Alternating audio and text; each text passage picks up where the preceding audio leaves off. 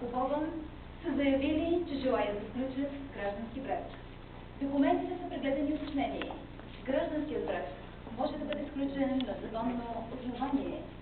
Уважаеми младоженци, вие прекрачихте прага на ритуалната зала с най-светли чувства и желание да създадете свое семейство. С радост приветствам вашето желание, но преди това, по законен ред, е необходимо да чуя вашето устно съгласие. Уважаема Димитрина Стоянова Попова, съгласна ли сте да сключите граждански брак с Кирил Славчов Ангелов? Да. Да, благодаря ви. Уважаеми Кирил Славчов Ангелов, съгласен ли сте да сключите граждански брак с Димитрина Стоянова Попова? Да. Да, благодаря ви.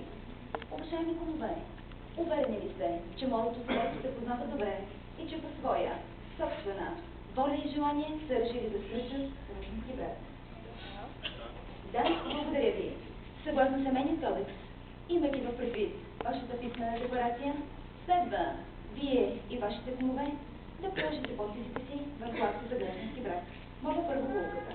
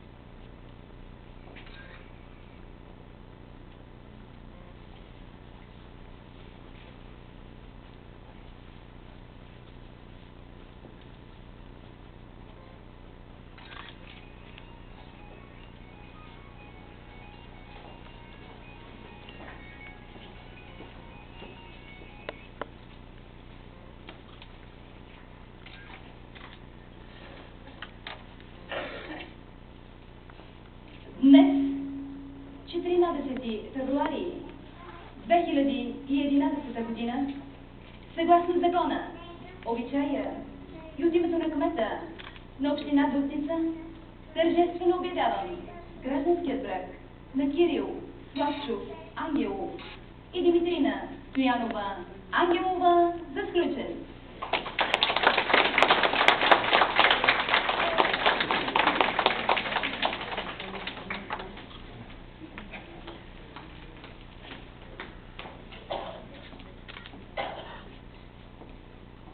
Пръстенът е знак на съюза от включваща вас.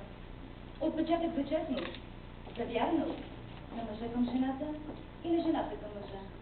Пръстенът е образ на прегръдката, която ви съединява, и на слънцето, което ви огрeva с очите си.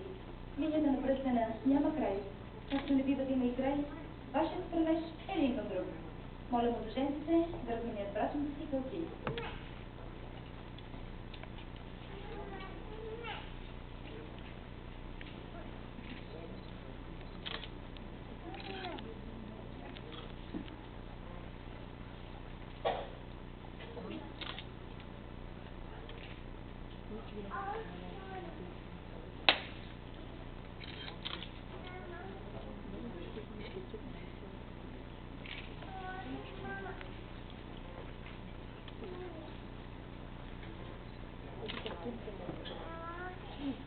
Отпийте глътка от изкрещото вино и от този ден нататък си спомняте за мига, в който си подадахте ръце и тръгнахте заедно един към друг. Нека никога не остарявате един за друг. Нека първата ви брачна целувка да бъде тук. Заповядайте и на здраве!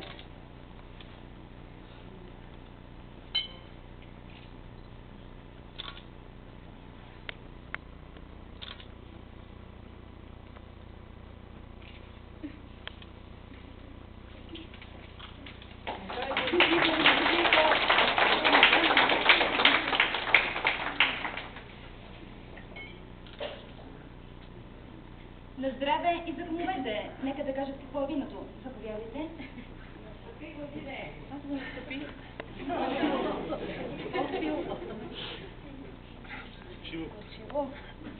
Горчиво е. Горчиво.